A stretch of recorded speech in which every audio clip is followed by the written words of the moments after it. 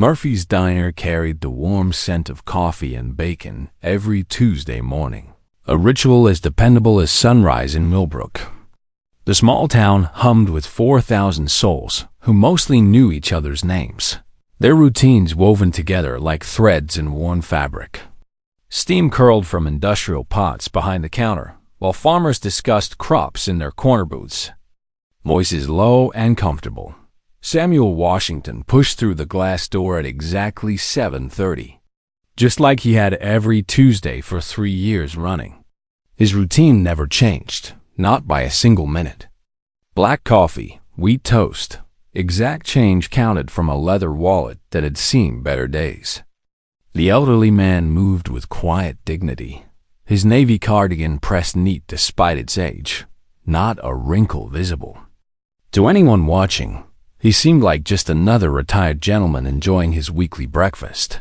Maria Santos glanced up from behind the counter, her smile immediate and genuine. The young waitress had his order memorized within the first month, though she always waited for him to speak first out of respect.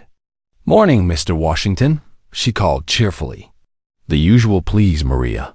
"Thank you kindly," Samuel replied, his voice carrying the measured tone of someone who chose words with care. He settled into his preferred booth near the back wall, the one offering a clear view of both doors. Old habits from service overseas never quite died. Maria poured his coffee without asking. Black, no sugar, no cream. Simple needs for what seemed a simple man. But there were details most customers missed, small signs speaking of different stories. The way Samuel sat with his back against the wall, eyes periodically scanning exits with practiced efficiency. The precise way he folded his napkin, corners sharp as blades. The American flag pin on his collar that never tarnished, positioned beside an American Legion pin, both aligned perfectly. His phone buzzed softly. A text message lit the screen. "Dad, big meeting with the cabinet today. Love you." The sender's name read simply, James. Samuel's weathered face softened into a smile that reached his eyes. He typed back slowly, using one finger the way folks his age often did, each letter deliberate. "Proud of you, son. Be safe." Across the diner, Bradley Morrison occupied his usual corner booth, scrolling through his phone with absent focus. His construction uniform was still pristine this early, the Morrison Building Solutions logo embroidered across the chest, but something darker already stained his attitude. He'd been a regular here for 2 years, ever since new housing brought what he called different types to their quiet town. Bradley's eyes tracked Samuel's movements with obvious disdain he made no effort to hide. The old man's careful counting of quarters, his polite nods to passing customers, the way he quietly minded his business, bothering nobody. Everything about Samuel Washington seemed to irritate Bradley Morrison like an itch he couldn't scratch. "Don't know why they let just anyone wander in here these days," Bradley muttered to his breakfast companion, loud enough that surrounding tables couldn't help but hear. His voice carried that particular tone of someone testing boundaries, seeing how far he could push before someone pushed back. "Used to be a nicer place, if you know what I mean." The businessman at the next table shifted uncomfortably, suddenly very interested in his newspaper. Patricia Patterson, the mayor's wife, glanced up from her coffee with a slight frown, but said nothing. Nobody ever did. That was part of the problem, festering in Millbrook for longer than anyone wanted to admit. Maria's jaw tightened as she refilled coffee cups, her knuckles wide around the pot's handle. She'd watched this pattern develop over months, each incident slightly bolder than the last. Bradley's comments growing sharper, his jokes becoming less funny and more pointed. She'd thought about telling Frank, the manager, but Bradley was a regular who tipped well when the mood struck. In small-town diners where margins were razor-thin, money often talked louder than dignity. Outside the wide window, college student Thomas Carter was setting up camera equipment on the sidewalk, adjusting his tripod for the perfect angle. His assignment was straightforward: document real small-town America for his journalism class. He'd chosen Murphy's because it looked authentic. The kind of place where honest people shared honest conversations over strong coffee and home cooking. Thomas checked his audio levels carefully, making sure everything was calibrated correctly. His professor had emphasized capturing genuine moments, unguarded interactions revealing true character. He had absolutely no idea he was about to document something that would reach the highest levels of American government before day's end. The security camera mounted above Samuel's booth blinked its steady red light, a silent witness nobody paid attention to. The owner had installed it 6 months earlier after petty thefts during late shifts. What he hadn't anticipated was how valuable that footage might become for entirely different reasons. Samuel's phone buzzed again. A news alert about federal funding for rural programs, one of those automated notifications he'd learned to navigate. He read carefully, eyes moving slowly across the screen, then deleted it without comment. Some habits from his son's world had rubbed off over time. Even if he didn't fully understand all the technology, Bradley Morrison was getting restless now, his breakfast companion having left for an early shift. He found himself with time to kill, and the elderly man in the corner represented everything he thought was wrong with his changing town. The resentment had been building for weeks, fueled by online echo chambers and like-minded friends reinforcing his worst instincts. The morning crowd began thinning as the clock approached 8. Farmers headed to fields. Office workers drove to jobs in the county seat 20 miles away. Soon it would be just the regulars and lingerers, and one elderly man who had no idea his peaceful Tuesday routine was about to transform into something far darker. Maria glanced at her phone when it vibrated. A text from her cousin Thomas outside, getting great footage of authentic small-town life. This place is perfect. She looked out the window and waved, a genuine smile crossing her face. Thomas waved back enthusiastically, still filming. Neither had the slightest clue they were about to witness an assault that would go viral within hours and spark federal investigation before sunset. At exactly 47 minutes past 7. Thomas positioned his camera for what he thought would be the perfect shot. He had no idea he was about to capture evidence that would land on the director of Homeland Security's desk before lunch. The stage was set. The cameras were rolling. And Bradley Morrison's patience had just run out completely. Part 2.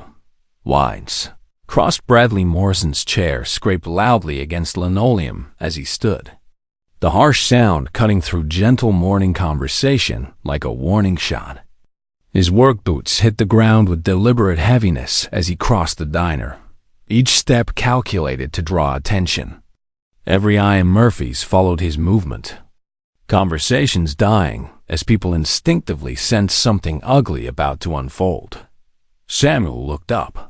A shadow fell across his table, blocking the morning sunlight warming his coffee. Bradley loomed over him with arms crossed, an expensive watch glinting on his wrist that probably cost more than Samuel spent on groceries in 3 months. The contrast was stark and intentional. "Morning," Samuel said politely, his military training automatically defaulting to courtesy, even facing obvious hostility. "You seem real comfortable here," Bradley announced loud enough to ensure everyone heard every word. Real comfortable for someone who doesn't belong.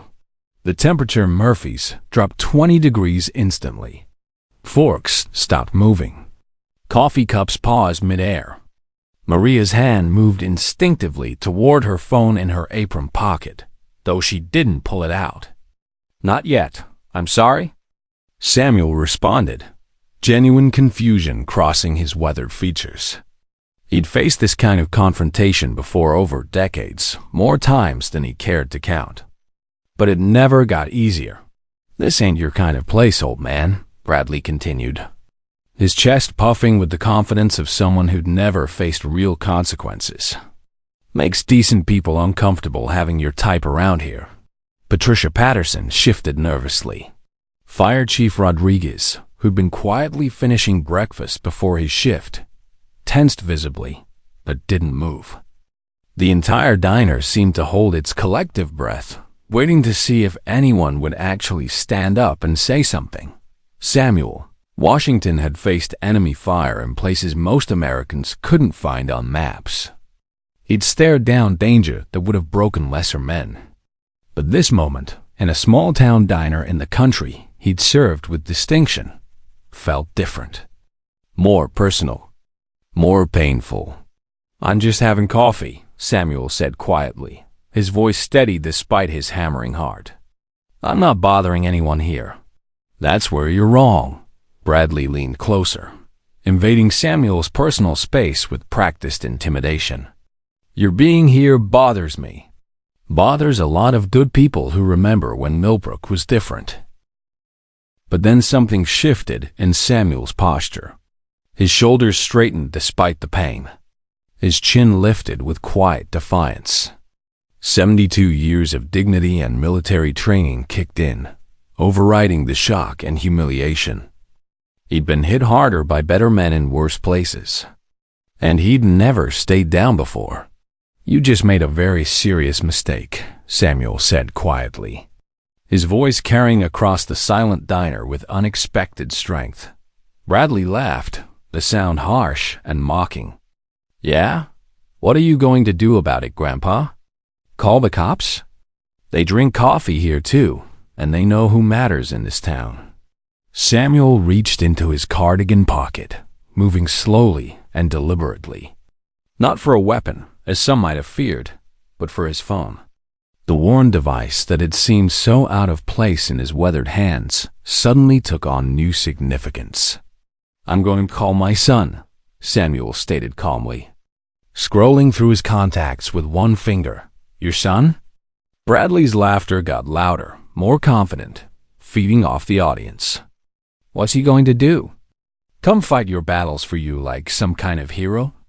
Samuel's finger stopped on the first name in his contact list. The display showed simply, James, Director, Homeland Security. But Bradley Morrison was too high on adrenaline and racist rage to notice the phone screen. Too drunk on power to read the warning signs. Too convinced of his own invulnerability to understand he'd just crossed a line that would destroy his entire life. "Hit me back, old man," Bradley demanded, his chest heaving with exertion and excitement. "Come on, show everyone what you're really made of. Let's see it." Fire Chief Rodriguez stepped closer, his hand outstretched in a calming gesture. "Bradley, you need to stop this right now. This has gone way too far already." "For what?" Bradley spun around, his eyes wild. "You going to arrest me, Rodriguez, for what? Teaching some respect to someone who needs to learn his place?" That's when Samuel pressed the call button. The phone rang once, twice, and then a voice answered immediately. Young male, concerned, and carrying an undertone of authority that made several people in the diner straighten unconsciously. "Dad, is everything okay?" The voice came through the speaker loud enough for those nearby to hear, immediate concern evident in every syllable. The diner went dead quiet. Something in that voice, that instant response, that natural authority made everyone stop and listen. This wasn't someone's cousin or nephew calling back. This was someone important, someone who commanded respect automatically. "James," Samuel said calmly, his voice steady despite the blood still trickling from his cut cheek. "I'm fine, but there's been an incident here." "Dad, are you hurt?" The voice sharpened with worry. "Where are you exactly?" "I can have agents there in 20 minutes. Maybe 15 if I push it." The words agents and 15 minutes landed like bombs in the middle of Murphy's diner. Every phone camera that had been recording suddenly focused more intently. The security system's red light seemed to blink faster. Outside, Thomas Carter's hands started shaking so badly he nearly dropped his expensive equipment. "Bradley, Morrison's face went from flushed red to sheet white in approximately 5 seconds. His mouth opened and closed like a fish gasping for air on a dock. The expensive watch on his wrist suddenly felt heavy, like chains rather than jewelry. "Agents?" He whispered, the word barely audible. "No, son," Samuel said into the phone with remarkable calm, given that his cheek was still burning and blood was staining his collar. "I'm not seriously injured, but I wanted you to hear about this directly from me before it hits the news." "Before it hits the news?" James's voice carried a mix of concern and something else. The steel of someone used to handling crises at the highest levels. "Dad, what exactly happened? Who hurt you?" Samuel looked directly at Bradley Morrison, whose swagger had evaporated completely in the space of a single phone conversation. The construction worker stood frozen, his brain finally catching up to the reality of his situation. "A man named Bradley Morrison just assaulted me at Murphy's Diner in Millbrook," Samuel stated clearly, each word chosen with precision.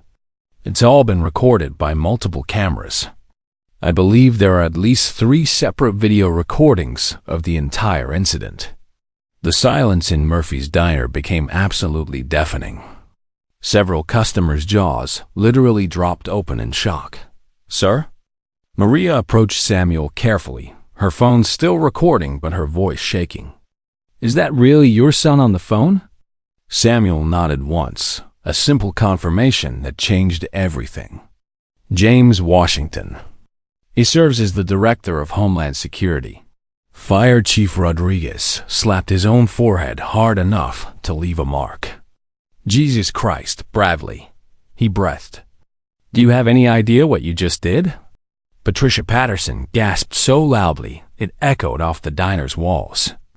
Her face had gone as white as Bradley's. "To James Washington?" she whispered in horror. "The director who testified before Congress last month?" "Dad, I'm sending a protective detail immediately." James's voice continued through the speakerphone. "All business now. And our legal team is going to want statements from all witnesses. This is a federal civil rights matter now."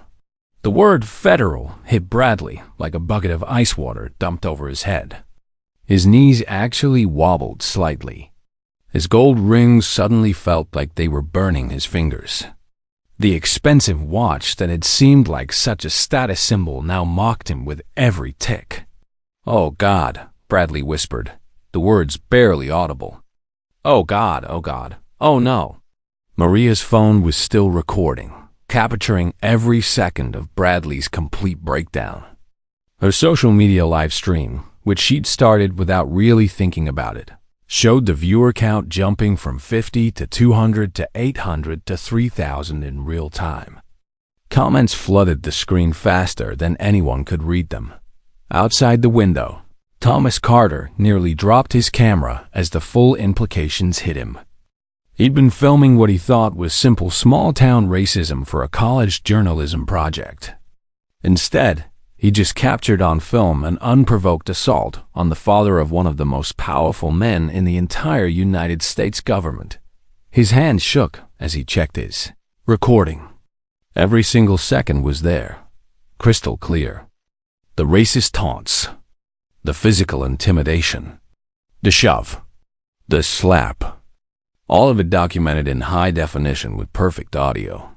"Dad, are the local authorities there yet?"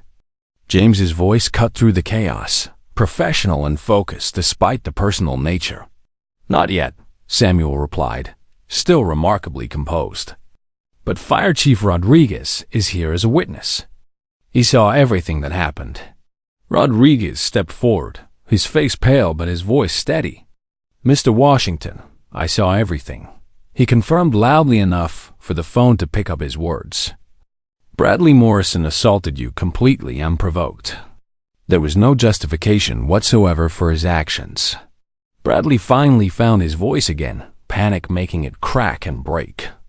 Wait, please. This is all just a misunderstanding, right? I mean, no real harm done, right? Samuel? I mean, Mr. Washington, sir." The desperate attempt to suddenly show respect he'd refused moments earlier would have been pathetic if it wasn't so transparent. Samuel looked at the man who had called him garbage 5 minutes ago. The man who'd shoved him hard enough to potentially cause injury. The man who'd slapped him across the face with enough force to draw blood.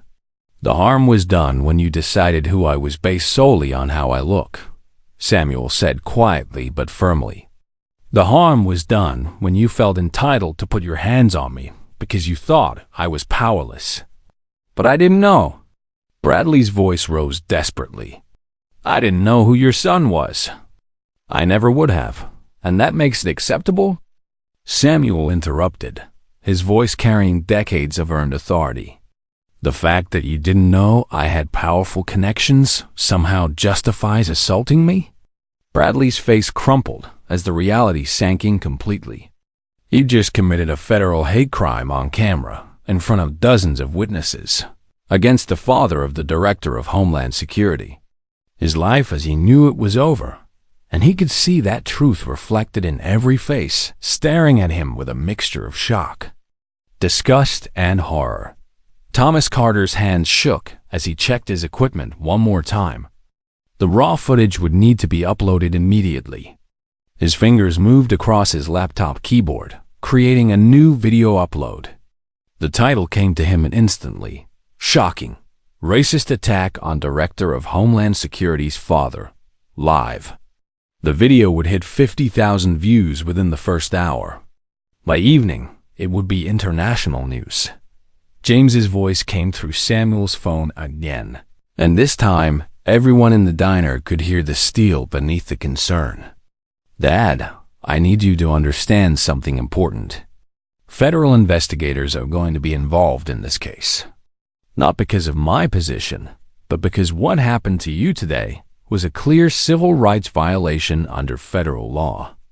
Bradley Morrison sat down heavily in the nearest chair, his construction uniform soaked through with cold sweat. His face had gone from white to gray. The reality of federal investigation, potential prison time, and complete life destruction was setting in with crushing weight. Outside, Thomas Carter's camera captured every word through the large window, the external microphone picking up audio with crystal clarity. He'd started filming what he thought would be local color. Now he was documenting something much darker, something making his stomach turn even as journalistic instincts told him to keep recording. The security camera recorded everything with perfect clarity. Audio, video, timestamps that would become crucial evidence in ways nobody could predict. Every moment, every word, every gesture preserved in digital memory. Samuel reached for his worn wallet, intending to leave before the situation escalated. Sometimes, discretion was the better part of valor, especially at his age. But Bradley's hand slammed down on the table with enough force to make the coffee cup jump. Hot liquid sloshing over the rim and pooling across Formica. Don't you walk away when I'm talking to you, Bradley growled, his face flushing red with anger building for months. You hear me, old man? Coffee spread across the table in a dark puddle. Quarters Samuel had carefully counted scattered, some rolling off the edge to ping against the floor. The sound seemed impossibly loud in the silent diner. Sir, please, Samuel said, his military discipline holding firm even as his pulse quickened. I don't want any trouble here. Trouble? Bradley laughed, but there was no humor in the sound.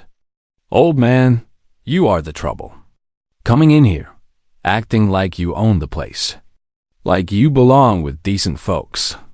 Maria pulled out her phone then, hand shaking slightly as she opened the camera app. She'd been silent too long, complicit through inaction. No more. She hit record and held the phone steady, capturing everything. Fire Chief Rodriguez had stood from his booth, unsure how to intervene without making things worse. Patricia Patterson looked around frantically, as if hoping someone else would take charge. Samuel stood slowly, his military bearing evident despite his 72 years. Something in his posture, the way he held himself with quiet dignity, made Bradley take an involuntary step backward. For just a moment, the bully saw something in those eyes that spoke of strength earned through decades of service and sacrifice.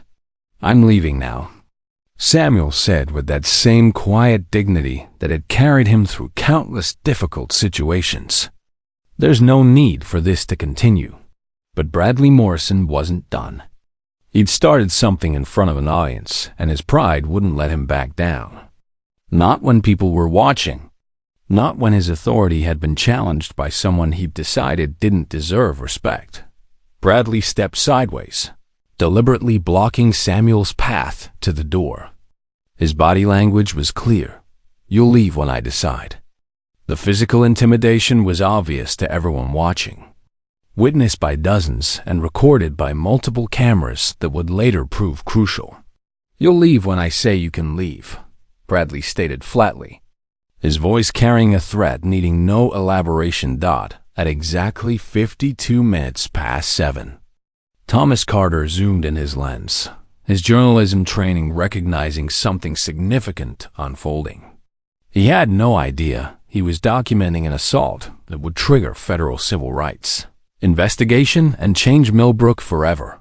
Samuel Washington stood trapped between his booth and Bradley Morrison's bulk, his path blocked by someone who decided he had the right to decide who belonged in public spaces. The construction worker's chest puffed further, feeding off attention from the silent diner, drunk on the power of public humiliation. "Please move," Samuel requested, his voice remarkably steady. "Make me." "Old man." Bradley's lips curled into a sneer revealing ugliness usually kept hidden. "What are you going to do? Call for help?" The racist taunt hung in the air like smoke. Samuel's jaw tightened imperceptibly, but his training held firm. Never escalate. Never give them an excuse. Never stoop to their level, no matter how much they deserve it. But Bradley wasn't looking for excuses anymore. He was looking for an audience, and he'd found one. "You people think you can just waltz in anywhere these days," Bradley continued, his voice rising with each word. "Think you own everything now. Well, this is my town, and I decide who belongs here." Samuel attempted to step left, trying to move around without physical contact. Bradley shifted to block him again, a grotesque dance of intimidation that made several customers look away in shame. "I said you're not leaving yet," Bradley repeated, his voice dropping to something darker and more threatening. That's when he shoved Samuel hard. The elderly veteran stumbled backward, his hip catching the booth's table edge with a sickening thud. Coffee cups Maria had just refilled crashed to the floor, breaking ceramic filling the diner like gunshots. Brown liquid spread across linoleum in an expanding pool. "Hey!" Fire Chief Rodriguez stood fully, his voice carrying authority. "That's enough, Bradley." But Bradley Morrison was just getting started. The shove had felt good. The power, the control, the way the old man's eyes had widened in shock and pain. He wanted more of that feeling. Needed it. "Mind your own business, Rodriguez," Bradley snarled without taking his eyes off Samuel. "Unless you want some too." Maria Santos raised her phone higher, making absolutely sure she captured everything. Her hands shook with fear and anger, but the video remained steady. "Stop it, Bradley," she shouted. "He hasn't done anything wrong." "Shut up, Maria," Bradley snapped. "You want to keep your job? Stay out of this and mind your business." The threat silenced her words, but not her camera. She kept recording, documenting everything for a reason she couldn't quite articulate. Somewhere deep down, she knew this evidence would matter. Samuel tried steadying himself against the table, his hand gripping the edge for support. At 72 years old, a hard shove could mean broken bones, serious injury, months of recovery. But what hurt more than his hip was the humiliation burning through him. The way every single person in Murphy's was watching him be degraded. reduced to something less than human by a man who decided Samuel's existence was offensive. "Now you're going to apologize," Bradley demanded, standing over him like a conqueror, "for making decent folks uncomfortable." Samuel looked up at him, and for just a moment, something flickered in those eyes. Something that had seen combat, that had faced real danger, that knew the difference between strength and bullying. "I apologize if my presence upset you," Samuel said quietly, choosing words with careful precision. "But I have done nothing wrong here." "Wrong answer." Bradley's face turned a deeper shade of red. Rage building to a crescendo everyone watching knew was coming, but nobody seemed able to stop. The slap came without warning. Bradley's open hand cracked across Samuel's face with brutal force, the sound echoing through Murphy's like a thunderclap. Samuel's head snapped sideways, his American flag pin catching overhead lights as he staggered. The metallic taste of blood filled his mouth where his teeth had cut the inside of his cheek. Complete silence fell over the diner for exactly 3 seconds. Then chaos erupted. Part 3. The phone call. Jesus Christ. Fire Chief Rodriguez moved toward them, his breakfast abandoned. "Oh my God!" Patricia Patterson gasped, her hand flying to her mouth in shock. "You absolute bastard!" Maria screamed, her professional composure finally breaking completely.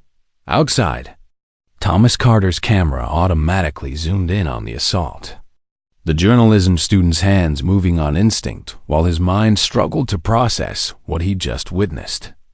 Inside, Maria's phone captured the perfect angle of Bradley's hand making contact, the violence crystal clear and undeniable. The security camera recorded it all in high definition, multiple angles leaving no room for doubt or reinterpretation. Samuel's hand went slowly to his burning cheek, fingers coming away with a smear of blood from where Bradley's ring had cut the skin. For a long moment, the elderly veteran looked exactly like what he appeared to be, a helpless old man being brutalized by a racist, dug in front of witnesses who'd done nothing to stop it until too late. "I'm sorry," he whispered, tears actually starting to form in his eyes. "I'm so sorry. I never meant... I wouldn't have ... You wouldn't have what?" Samuel asked, his voice quiet but relentless. "Assaulted me if you'd known I had powerful connections? But you were perfectly fine doing it when you thought I was powerless and alone?" The truth of those words hit everyone in the room like a physical blow. This wasn't about mistaken identity or a misunderstanding. This was about character, about who you really are when you think nobody important is watching, about the person you become when you believe there will be no consequences for your actions. Maria kept recording, her phone steady now despite the tears running down her own face. Patricia Patterson was openly weeping in her booth. Fire Chief Rodriguez stood with his arms crossed, bearing witness to a moment that would define Millbrook for years to come. Within 30 minutes, this local incident would be on the radar of federal investigators from 3 different agencies. Within an hour, it would be breaking news on national networks. Within 3 hours, Bradley Morrison's name would be trending on social media alongside hashtags about justice and accountability. But Bradley Morrison's real troubles were just beginning. What he didn't know yet was that this wasn't an isolated incident. This was the moment when a much larger pattern of systematic racism in Millbrook was about to be exposed to the harsh light of federal scrutiny. The phone call that changed everything had been made. The evidence had been recorded from multiple angles. The wheels of justice, slow but inexorable, had begun to turn. And for once, dignity had a voice that couldn't be silenced. Part 4. The storm gathers. Within 20 minutes of Samuel's phone call, Sheriff Patricia Hayes arrived at Murphy's diner with her body camera, recording everything from the moment she stepped through the door. She'd known Samuel Washington for years as a quiet, reliable regular who never caused trouble. She'd also known Bradley Morrison as someone who walked the line between aggressive and problematic. Someone with connections to local contractors and politicians who made her job complicated. The political calculations began the instant she assessed the scene. Morning. Samuel. Bradley. Sheriff Hayes surveyed the diner with practiced efficiency, noting the broken coffee cups scattered across the floor. The witnesses with their phones still out and recording. The palpable tension thick enough to slice with a knife. Heard there was an incident here. Want to tell me what happened? Maria stepped forward immediately, her phone still recording every second. Sheriff, Bradley Morrison assaulted Mr. Washington. I recorded the whole thing on video. Everyone here saw it happen. Hayes took Maria's phone and reviewed the footage, her expression growing increasingly uncomfortable as she watched Bradley's racist language, the deliberate physical intimidation, the violent shove, and finally the brutal slap that had drawn blood. The evidence was damning and crystal clear. No room for interpretation or spin. Bradley, I'm going to need a detailed statement from you, Hayes said carefully, her voice neutral in that way law enforcement officers use when they're buying time to think. Samuel, do you want to press charges? Samuel considered the question carefully, his hand still pressed against his bleeding cheek. The cut wasn't deep, but it stung with every heartbeat. I want this incident documented properly and completely, he stated clearly. Whatever happens next should follow the law exactly as it's written. Meanwhile, outside the diner, the first news van pulled into the parking lot, its satellite dish extending toward the sky like a muddle flower blooming. Then another van arrived, and another. Thomas Carter's video had already hit 100,000 views and was climbing exponentially. The hashtag Millbrook Diner was trending regionally, spreading across social media platforms like wildfire through dry brush. Inside Millbrook City Hall, Mayor Thompson's phone rang with an incoming call from Sheriff Hayes. His voice carried the barely concealed panic of a politician sensing disaster approaching at high speed. Patricia, please tell me we can handle this quietly, Mayor Thompson said without preamble. Tourism season starts next month. Bad publicity could devastate local businesses. The economic impact could be severe. Hayes lowered her voice, turning away from the crowd in the diner. Tom, this is the director of Homeland Security's father we're talking about. There's no handling this quietly. The toothpaste is out of the tube. Jesus Christ, Mayor Thompson breathed into the phone. How bad is it really? Bad enough that I'm expecting federal investigators to arrive by lunchtime, Hayes replied grimly. Maybe sooner.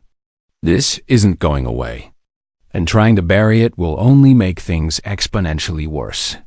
The real estate agent who'd been quietly eating breakfast at a corner booth slipped out the back door while everyone was distracted, already texting his developer clients with shaking fingers. Property values about to tank in Millbrook. Pull all active listings immediately. Major incident involving federal government. Local radio host Michael Stevens broke into his regular morning programming within 15 minutes of the assault. Folks, we're getting reports of an alleged incident at Murphy's Diner this morning. Details remain unclear at this time, but multiple parties are claiming to be victims of what some are calling a misunderstanding blown out of proportion by outside forces. The spin machine started immediately, even before anyone knew the full story. That was how these things always worked in small towns where reputation mattered more than truth. Black vehicles with government plates appeared in downtown Millbrook exactly 23 minutes after Samuel's phone call. Not coming for Samuel directly, but conducting what they called a security assessment. Standard protocol whenever a cabinet member's family was involved in any kind of public incident. No matter how minor it seemed initially, the regional news stations picked up the story by 10 o'clock in the morning. Their breaking news alerts flashing across television screens throughout the state. Alleged assault at small-town diner involves family member of high-ranking federal official. Local man claims incident has been blown out of proportion by outside agitators. Federal civil rights investigators reportedly en route to Millbrook to conduct preliminary inquiry. The town began choosing sides almost immediately. The division spreading through social media and text messages faster than anyone could track. Team Justice grew rapidly and organically.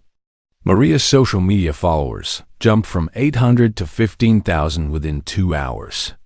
Regional civil rights groups started making phone calls to their contacts in Millbrook. Veterans organizations across 3 states expressed outrage at the treatment of an elderly veteran. The hashtag #RespectOurElders began trending nationally, piggybacking on the Millbrook story. Team deflections circled the wagons with practiced efficiency. Local social media groups exploded with carefully worded comments designed to minimize and redirect. Small-town values under attack by political correctness. Outside forces exploiting. A minor dispute for their own agenda. Good people being destroyed by mob mentality. What happened to innocent until proven guilty? Bradley Morrison, now accompanied by a hastily hired lawyer named Gerald Hendricks, who specialized in damage control, released a statement through the local newspaper by early afternoon. The carefully worded text made Sheriff Hayes wince when she read it. "I sincerely regret any misunderstanding that occurred this morning at Murphy's Diner. Mr. Washington is a valued member of our Millbrook community, and I have the utmost respect for him. Sometimes tensions run high in small business environments, and words can be taken out of context. I look forward to resolving this matter privately and moving forward positively." No mention of the physical assault. No acknowledgement of the racist language captured on multiple recordings. No actual apology for anything specific. The half-hearted non-statement only made things worse, enraging people who'd seen the video evidence and insulting everyone's intelligence. Samuel declined most interview requests from journalists who began calling his phone constantly, but he agreed to speak with Rachel Morrison from the regional news station. She built a reputation for fairness over 20 years of reporting, and he trusted her to tell the story accurately. "This isn't about my son's position in government," Samuel stated calmly into the camera, his cut cheek visible but cleaned and bandaged. "It's about how we treat each other as human beings. It's about how we see each other. It's about whether we judge people by their character or by their appearance. That's all this has ever been about." His quiet dignity in the face of hatred made the story go viral even faster. The video clip of his interview was shared hundreds of thousands of times, his words resonating with people across the country who'd experienced similar treatment. By noon, security experts and legal analysts were analyzing the camera footage frame by frame on cable news shows. "This is clear evidence of premeditated assault with racial motivation," explained former federal prosecutor Jennifer Walsh. "The verbal harassment establishes intent. The physical contact crosses into criminal territory. The racial language makes it a potential hate crime under federal statutes. This is textbook civil rights violation." Sheriff Hayes found herself in an impossible position that grew more uncomfortable by the hour. She couldn't bury this incident. Too many cameras had recorded everything. Too much attention was focused on Millbrook now. But she also couldn't afford to alienate the local power structure that had helped get her elected and kept her in office through 2 terms. Her official statement to reporters was carefully neutral, threading a needle between justice and political survival. "The investigation is ongoing. All parties involved are cooperating fully with law enforcement. We take any allegations of assault seriously and will conduct a thorough and impartial investigation according to established protocols." Translation: buying time. hoping the media circus would move on to the next story, praying that somehow this would blow over without destroying too many careers or reputations. WODN single codes T. Corporate headquarters for the Murphy's Diner chain, based 3 states away, issued their own carefully worded statement by mid-afternoon. We are currently investigating this morning's incident at our Millbrook franchise location. Murphy's Diner does not condone discrimination or violence of any kind. We are committed to providing a welcoming environment for all customers, regardless of race, religion, continue or background. Further comment will be provided once our internal investigation is complete. Bradley's lawyer tried his own damage control during a hastily arranged press conference on the courthouse steps.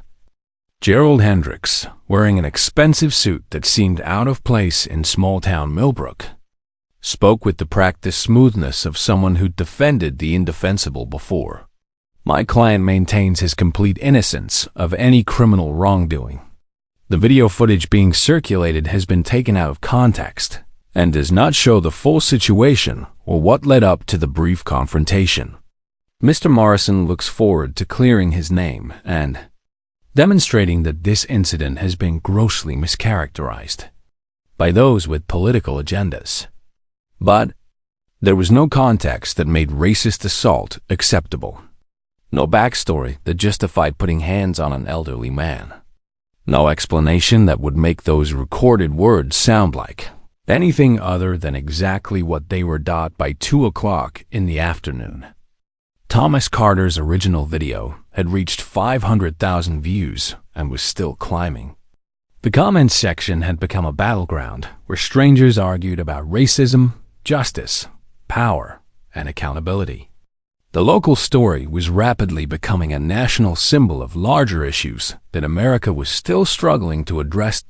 As the story went national throughout the afternoon, federal investigators were already making travel arrangements to Millbrook.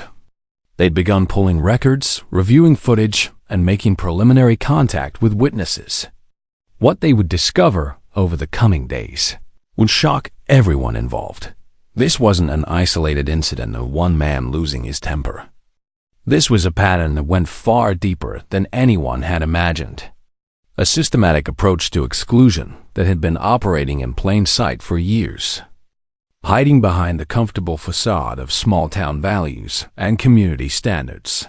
Phone records were already being subpoenaed. Social media accounts were being preserved as evidence. Financial transactions were being traced. The investigators were thorough, methodical, and absolutely relentless once civil rights violations entered federal jurisdiction. Back at Murphy's Diner, Maria cleaned up the broken coffee cups and spilled liquid, her mind racing. She'd lived in Millbrook her whole life, worked at this diner for 5 years, and thought she knew everyone. But the ugliness she'd witnessed this morning had shaken something fundamental in her. Understanding of her community. Fire Chief Rodriguez sat in his office at the station, writing his official report of what he'd witnessed. His hands were steady, but his heart was heavy. He'd seen the harassment building over months and had done nothing to stop it. That failure would haunt him. Patricia Patterson sat in her living room, staring at her phone as text messages flooded in from friends and neighbors. Half were asking what she'd seen. Half were telling her to keep quiet for the good of the town. She thought about her husband, the mayor, about his political career, about the comfortable life they built together. Then she thought about Samuel Washington's face as Bradley's hand connected. The sound it had made. The blood. The humiliation of being treated as less than human while a room full of people watched. She made her decision. Whatever the cost, she would tell the truth. As the sun set on Millbrook that Tuesday evening, the town was already divided in ways that would take years to heal. The cameras were still rolling. The investigators were still coming.